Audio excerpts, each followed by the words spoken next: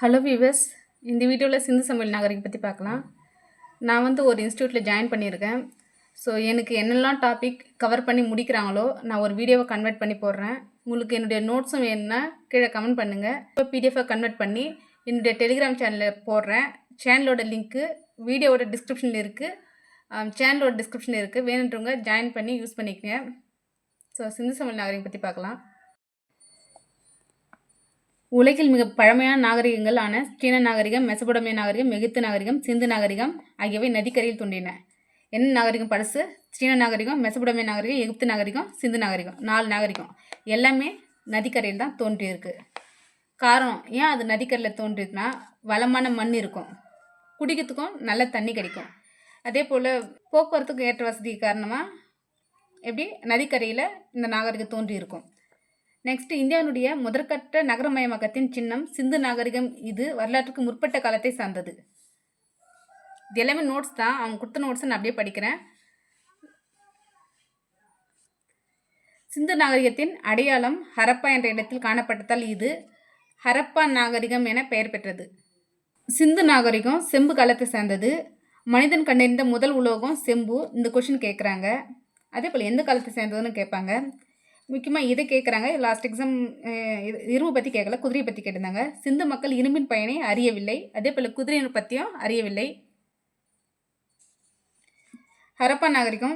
ஹரப்பா இடிபாடுகளை முதலில் கண்டுபிடித்தவர் Charles Mason. அதாவது இவர் தான் போய் பார்த்துட்டு அவருடைய நூலில் இதை பற்றி எழுதியிருப்பார்.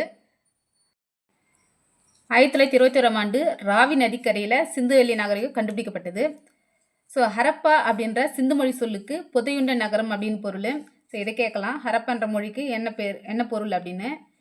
ஹரப்பாவில் ஆய்வு நடத்த காரணமாக இருந்தவர் சர் ஜான் மார்ஷல். இவர் ஹரப்பா மற்றும் மொஹஞ்சதாரோ இடையே பொதுவான அம்சங்கள் இருப்பதை கண்டறிந்தார். சர் ஜான் மார்ஷல் சிந்து நாகரிகத்தை திராவிட நாகரிகத்துடன் ஒப்பிடுகிறார்.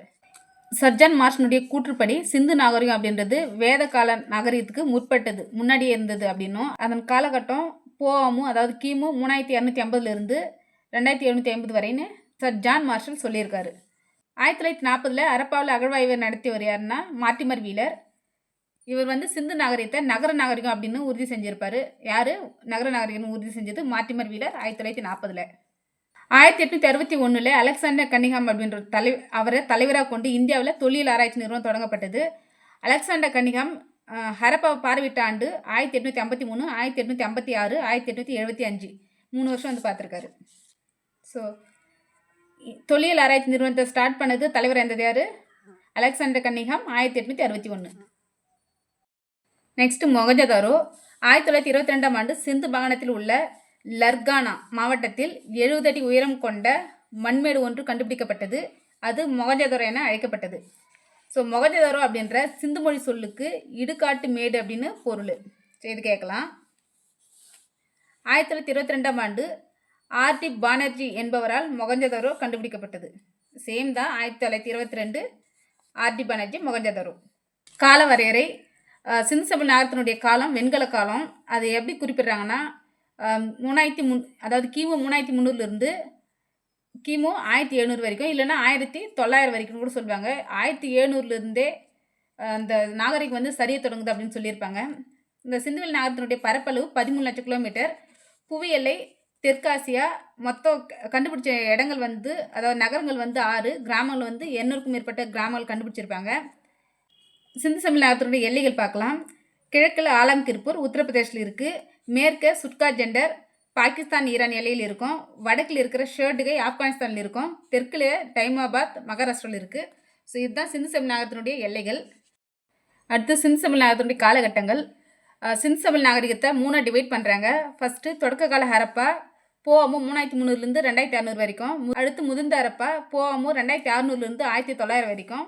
பிந்தைய கால ஹரப்பா, போவாமு 1700 வரை தான் இருக்கும். எதுலேருந்து எது வரைக்கும்னு குறிப்பிட்டிருக்காது. ஹரப்பா நாகரிக இடிபாடுகள் காணப்பட்ட இடங்கள் மொஹஞ்சதாரோ, லோத்தல், காலிபங்கன், சாங்கதாரோ. அடுத்து நகர அமைப்பு. சிந்துவெளி ஒரு நகர நாகரிகம். இது கேட்கலாம், கிராம நாகரிகமானு சொல்லி கேட்கலாம். சிந்துவெளி நாகரிகம் ஒரு நகர நாகரிகம். சிந்துவெளியில் பொது சுகாதாரத்திற்கு முன்னுரிமை கொடுக்கப்பட்டது, அதாவது சுகாதாரத்துக்கு முன்னுரிமை. எல்லா நகரமும் கழிவுநீர் கால்வாயை செங்கல் அல்லது மேல்தட்டை மூலம் மூடப்பட்டிருந்தது. கழிவுநீர் கால்வாய் மூடி வச்சுருந்தாங்க அந்த காலத்திலே. வீடுகள் சுட்ட செங்கற்களால் என்னது சுட்ட செங்கற்களால் தளம் போட்டு கட்டினாங்க. தளம் அமைக்கப்பட்ட குளியலறையும் சரியான கழிவுநீர் வடிகாலையும் கொண்டிருந்தது. அடுத்து நகரங்கள் திட்டமிட்டு கட்டப்பட்டிருந்தன. தெருக்கள் சட்டக வடிவில் இருந்தன. தெருக்கள் சட்டக வடிவில் இருந்தது. அது வடக்கு தெற்காகவும் கிழக்கு மேற்காகவும் இருந்தது. ஹரப்பா நாகரிகம் மொகஞ்சதாரோவை விட பழமையானது. அப்போ ஹரப்பா பழசா மொகஞ்சதாரோ பழசுன்னா ஹரப்பா தான் பழசு. சிந்து நகரங்கள் 2 பிரிவாக பிரிச்சிருக்காங்க. மேல் நகர அமைப்பு மேற்கு, கீழ் நகர அமைப்பு கிழக்கு. மேல் நகர அமைப்பில் உயர் அதிகாரிகள் இருப்பாங்க, அரசு அதிகாரிகள் அவங்களாம் இருப்பாங்க, ராஜா அது மாதிரி ஆளுங்க. கீழ் அமைப்பில் சாதாரண மக்கள் குடியிருப்பாங்க. குடியிருப்புகள் தரைமட்டத்திலிருந்து உயர்த்தப்பட்ட தளங்களுக்கு கட்டப்பட்டிருந்தன. கட்டுமானத்திற்கு சுட்ட செங்கற்களை பயன்படுத்தினாங்க. அவங்க சுட்ட செங்கற்களை பயன்படுத்த காரணம் அவை வலுவானவை, நெருப்பை கூட தாங்கக்கூடியவை, நிலைத்து இருக்கும். கட்டடங்களுக்கு பயன்பாட்டு அறிவியல் அப்படின்ற ஒரு தொழில்நுட்பத்தை பயன்படுத்தி தான் கட்டடங்கள்லாம் கட்டியிருக்காங்க அவங்க அந்த காலத்தில். நகரம் மாசுபடுவதை தடுக்க சுண்ணாம்பு கால்வாய்கள் நகரின் ஒதுக்குப்புறம் அமைக்கப்பட்டிருந்தது. மொகஞ்சதாரோவில் செவ்வக வடிவ பெரிய குளியல் குளம் காணப்பட்டது. எங்கே? மொகஞ்சதாரோவில் குளியல் குளம். அக்குளத்தின் 4 பக்கமும் நடைபாதையும் வடக்கு தெற்கு பக்கத்தில் மட்டும் படிக்கட்டு இருந்திருக்கு. அந்த குளத்தினுடைய தரைப்பகுதி நீரை உறிஞ்சாமறதுக்காக நீலக்கீரை அப்படின்ற பசையை பூசியிருக்காங்க. இது அவங்களுடைய அதாவது சிந்து செம்பல் நாகரிக மக்களினுடைய நீர் கசியாத கட்டுமானத்திற்கு ஒரு சான்றாக இருக்குது. மொகஞ்சதாரோவில் குளியல் குளம் மட்டும் இல்லை, கூட்டாரங்கும் இருந்திருக்கு. அந்த கூட்டாரங்கு 20 தூணையும் 4 வரிசையும் கொண்டதாக இருந்திருக்கு. சிந்துவெளியில் மை அரைச்சதற்கான சான்று மொகஞ்சதாரோவில் கண்டுபிடிச்சிருக்காங்க, ஹரப்பாவில் இல்லை. சிந்துவெளி மக்கள் பயன்படுத்திய விலங்குகள் என்னென்னா, சிந்துவெளி மக்கள் பயன்படுத்திய பானைகளில் விலங்கு உருவங்கள் காணப்பட்டன. சிந்துவெளி மக்களுக்கு குதிரையை பற்றி தெரியாது, அதே போல் இரும்பை பற்றியும் தெரியாது அவங்களுக்கு. இது லாஸ்ட்டு டிஎன்பிஎஸ்சியில் கேட்டிருந்தாங்க. செம்மறியாடு, வெள்ளாடு, கோழி ஆகியவற்றை மேய்ச்சலுக்காக வளர்த்துருக்காங்க. ஹரப்பாவில் காணப்பட்ட மாடுகள் செபு அப்படின்னு அழைக்கப்பட்டன. இவ்வகை மாடுகள் பல்வேறு சிந்துவெளி முத்திரையில் காணப்பட்டன. அது மட்டும் இல்லாமல் இந்த மாடுங்க செபு அப்படின்ற மாடு அளவில் பெருசாகவும் இருக்கும். சிந்துவெளி மக்கள் கண், காது, தொண்டை, தோல் தொடர்பான நோய்களுக்கு மருந்துகள் செய்ய கட்டில் அப்படின்ற ஒரு வகையான மீனை பயன்படுத்தியிருக்காங்க. சிந்துவெளி மக்கள் வணிகத்துக்காகவும் பிற இடங்களுக்கு சென்று வரவும் மாட்டு வண்டி அதிகமாக பயன்படுத்தியிருக்காங்க. இதை கேட்கலாம், எதை யூஸ் பண்ணாங்க அதிகமாக அப்படின்னு சொல்லிட்டு. மொழி மற்றும் எழுத்து முறை. சிந்துவெளி மக்கள் சித்திர வடிவ எழுத்துக்களை பயன்படுத்தியிருக்காங்க. அதாவது சித்திர வடிவ எழுத்துனா என்னென்னா, அவங்க எழுதுன அந்த எழுத்து வலமிருந்து இடமாகவும் இடமிருந்து வலமாகவும் எழுதப்பட்டிருந்தாங்க. அதாவது எஸ் மாதிரி. வலம்னா இந்த சைடு இருந்து இந்த ரைட் சைடு இருந்து லெஃப்ட் சைடு, அப்புறம் லெஃப்ட் சைடு இருந்து ரைட் சைடு, மறுபடியும் இப்படியே எஸ் டைப்பில் இருந்திருக்கு. ஹரப்பாவில் 5000க்கும் மேற்பட்ட எழுத்து தொடர்கள் கிடைக்கப்பட்டுள்ளன. அவற்றில் மிக நீளமாக கருதப்படும் எழுத்து தொடர் 26 குறியீடுகளை கொண்டதாக இருக்குது. எத்தனை? 26 குறியீடுகள். தென்னிந்தியாவில் கண்டெடுக்கப்பட்ட பெருங்கற்கால தாழிகள் எழுதப்பட்ட வாசகங்களும் பெயர்களும் சிந்து நாகரிகத்திற்கும் தமிழ் பண்பாட்டிற்கும் இடையேயான உறவை நிறுவுவதற்காக சான்றாக உள்ளன. வரலாற்று அறிஞர் பர்போலாவினுடைய கூற்றுப்படி சிந்து எழுத்துக்களின் குறியீடுகள் திராவிட ஒற்றை குறிப்பு வேர்களுடன் திராவிட ஒற்றை குறிப்பு வேர்களுடன் ஒத்துப்போகின்றன அப்படின்னு சொல்லியிருக்காரு. சிந்துவெளி நாகரிகம் குறித்து விரிவாக ஆய்வு செய்த ஐராவத மகாதேவன் அப்படின்றவர் ஹரப்பா மொழியினுடைய மூல வேர்கள் தென்னிந்திய திராவிட மொழிகளை ஒத்திருப்பதை காணலாம் அப்படின்னு சொல்லியிருக்காரு. மயிலாடுதுறையில் கண்டுபிடிக்கப்பட்டுள்ள கற்கோடரியில் இருக்கிற குறியீடுகள் சிந்துவெளியில் காணப்பட்ட குறியீடுகளோட ஒத்து போகுது அப்படின்னு சொல்றாங்க. மயிலாடுதுறையில் என்ன கண்டுபிடிச்சாங்க? கற்கோடரி. 2007ஆம் ஆண்டு பூம்புகாருக்கு அருகே உள்ள மேல பெரும்பள்ளம் அப்படின்ற இடத்துல கண்டுபிடிக்கப்பட்ட பானையில் உள்ள அம்பு போன்ற குறியீடு மொகஞ்சதாரோவில் கண்டுபிடிக்கப்பட்ட குறியீடோட ஒத்து போயிருக்கு. அடுத்து கைவினைப் பொருட்கள். ஆபரணங்கள் செய்ய சிவப்பு நிற மணிக்கற்கள், அதாவது அதுக்கு இன்னொரு பேர் என்ன? கார்னிலியன், அதை பயன்படுத்தியிருக்காங்க. ஆண் பெண் என இருபாலரும் ஆபரணங்களை அணிந்தனர். ஹரப்பாவை சார்ந்த முத்திரைகள், எடைக்கற்கள், தாயக்கட்டைகள், மணிகள் ஆகியவை மெசபடோமியாவில் கண்டெடுக்கப்பட்டுள்ளன. செம்பு, தங்கம், கார்னிலியன் மற்றும் பல வகைப்பட்ட மரங்கள் இந்தியாவிலிருந்து மெசபடோமியாவுக்கு ஏற்றுமதி ஆயின. டெரகோட்டா அப்படின்ற சுடுமண் பாண்டம் மற்றும் சுடுமண் பொம்மைகள் செய்வதில் சிந்துவெளி மக்கள் திறமைமிக்கவராக இருந்திருக்காங்க. அவங்க அந்த டெரகோட்டா அப்படின்ற அந்த சுடுமண் பாண்டத்தையும் சிவப்பு மற்றும் கருப்பு நிறத்தில் பண்ணியிருக்காங்க. சிந்துவெளி மக்கள் மட்பாண்டங்களில் சித்திரங்களை தீட்டினார்கள். மொகஞ்சதாரோவில் கிடைத்த அமர்ந்த நிலையில் உள்ள ஒரு சிலை பூசாரி அரசன் என அடையாளம் காட்டப்பட்டது. அச்சிலை ஸ்ட்ரீட் டைட் அப்படின்ற ஒரு கல்லால் செய்யப்பட்டது. அதாவது சுண்ணாம்பு கல் நினைக்கிறது. இது சுண்ணாம்பு கல்லால் செய்யப்பட்டது தான் இந்த பூசாரி அரசன் அப்படின்ற சிலை.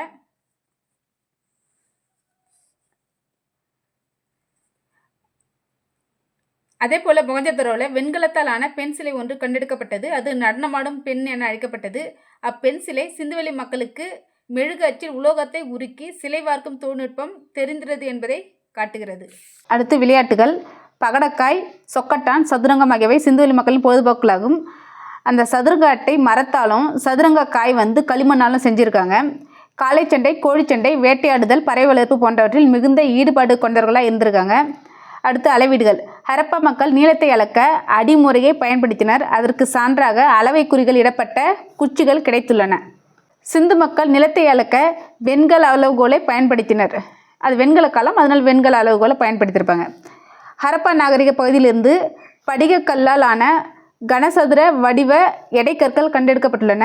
அந்த எடைக்கற்கள் இருமடி முறையை உணர்த்துக்கின்றன. இருமடினா ஸ்கொயர் வேல்யூ இருக்கும். ஸோ அதை தான் இவங்க சொல்கிறாங்க.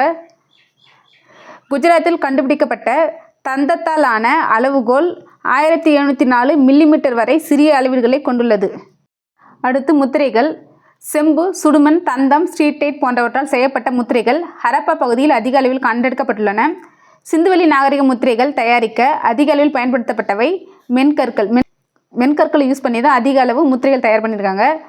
அதில் பெரிய காளை உருவம் பரவலாக காணப்படுகிறது. அதுதான் செபுன்னு சொன்னால அதுதான். 2000க்கும் மேற்பட்ட முத்திரைகள் கண்டெடுக்கப்பட்டுள்ளன. அடுத்து பயன்பாட்டு பொருட்கள். அவங்க என்னென்ன பொருள்லாம் பயன்படுத்தியிருக்காங்கன்னு பார்க்கலாம். வெண்கலத்தால் ஆன முகம் பார்க்கும் கண்ணாடிகள், தந்தத்தால் செய்யப்பட்ட சீப்புகள் போன்றவை சிந்துவெளியில் காணப்பட்டன.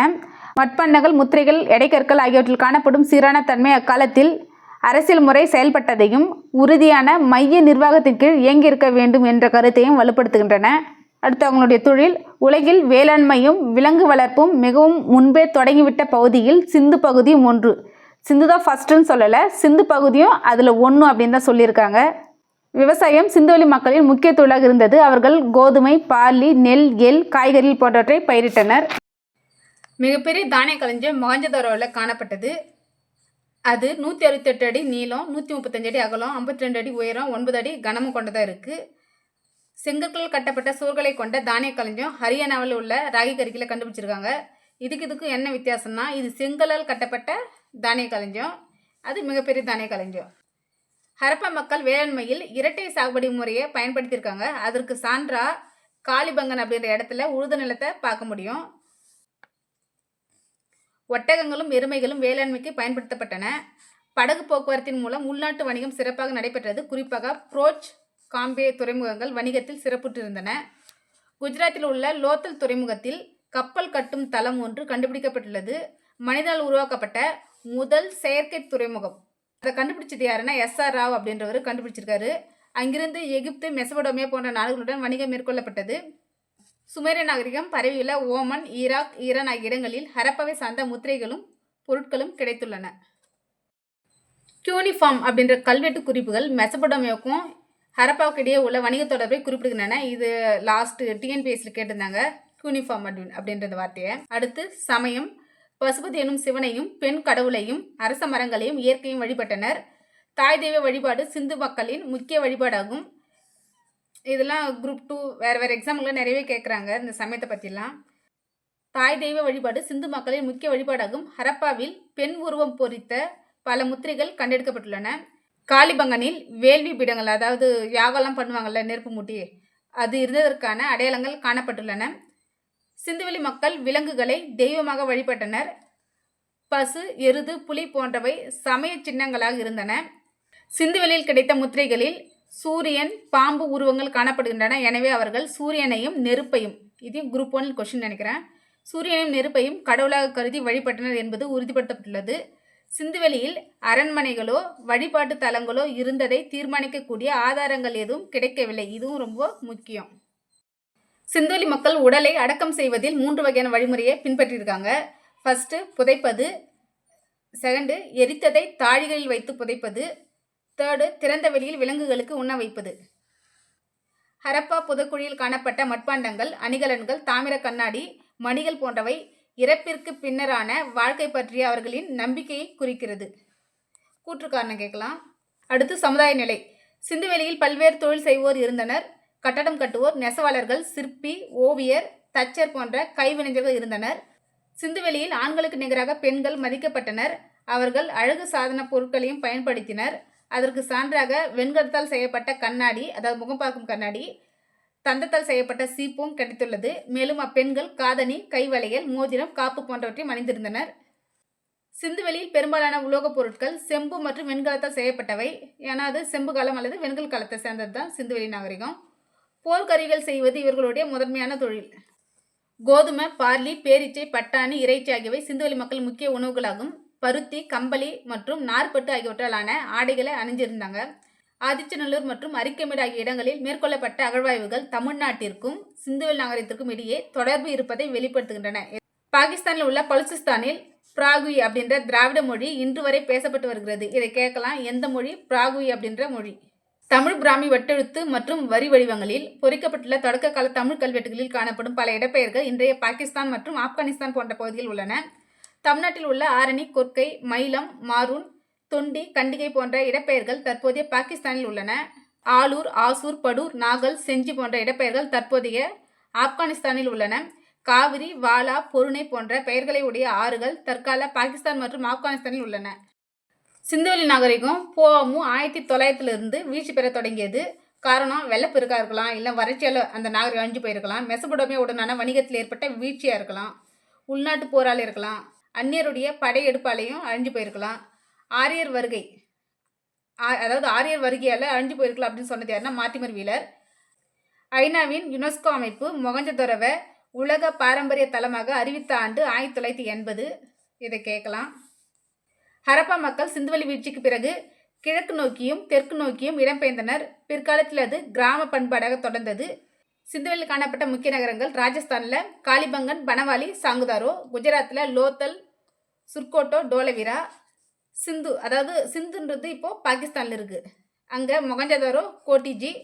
பஞ்சாபும் பாகிஸ்தானில் இருக்குது. ஹரப்பா அப்படின்ற நகரம். ஹரியானா ராகிகர்கி. ஸோ இது வந்து லாஸ்ட்டு குரூப் 2ன்னு நினைக்கிறேன். என்ன கேட்டிருந்தாங்கன்னா ஹரப்பாவும் மொகஞ்சதாரோவும் இப்போ எங்கே இருக்குது அப்படி, அதாவது இந்தியாவில் உள்ளது, தற்போது இந்தியாவில் உள்ளது அப்படின்னு சொல்லியிருந்தாங்க. இங்கே பார்த்தாலே தெரியும், தற்போது இந்தியாவில் இல்லை, அது பாகிஸ்தானில் இருக்குது. அந்த கூற்று தவறு. ஸோ கூற்று காரணத்தில் இதை கேட்டிருந்தாங்க. இதையும் பொறுத்துக்களை கேட்டிருக்காங்க நிறைய தடவை. ஸோ சங்கு, சிந்துவெளியில் காணப்பட்ட பொருட்கள்: சங்கு நாகேஸ்வர், பாலக்கோட், வைடூரியம் Shortugai, carnelian Lothal, steatite அதாவது நுரைக்கல் தெற்கு ராஜஸ்தான், செம்பு ராஜஸ்தான் மற்றும் ஓமன். சிந்துவெளி காணப்பட்ட இடங்களும் அந்த இடங்களை அகழ்வாராய்ச்சி பண்ணவங்களும்: ஹரப்பா தயாராம் சஹானி, மொகஞ்சதாரோ ஆர்டி பானர்ஜி மற்றும் J H. Mackay, Sutkagendor Stein, Chanhudaro N G. Majumdar, Kalibangan Amalanand Ghosh, Lothal S R. Rao, Surkotada Dholavira J P. Joshi, Banawali R S. Bisht அப்படின்றவங்களும் அகழ்வாராய்ச்சி பண்ணியிருக்காங்க. ஸோ சிந்து சம்பல் நாகரிகம் பற்றி குரூப் 4க்கு தேவையான ஃபுல் டீட்டெயில்ஸ் இவ்வளோ தான். ஸோ இதுலேருந்தே கண்டிப்பாக ஒரு 1 or 2 கொஷின் வரலாம். இதே போல் நெக்ஸ்ட்டு எந்தெந்த டாப்பிக்கில் கவர் பண்ணுறாங்களோ நான் அப்படியே வீடியோவை கன்வெர்ட் பண்ணி போடுறேன். உங்களுக்கு பிடிஎஃப் ஒன்று கீழே கமெண்ட் பண்ணுங்கள், அப்போ தான் நான் க்ரியேட் பண்ணி போட முடியும். இந்த வீடியோ உங்களுக்கு பிடிச்சிருந்தா லைக் பண்ணி ஷேர் பண்ணுங்கள், மறக்காம சேனலை சப்ஸ்கிரைப் பண்ணுங்கள். தேங்க்ஸ் ஃபார் வாட்சிங்.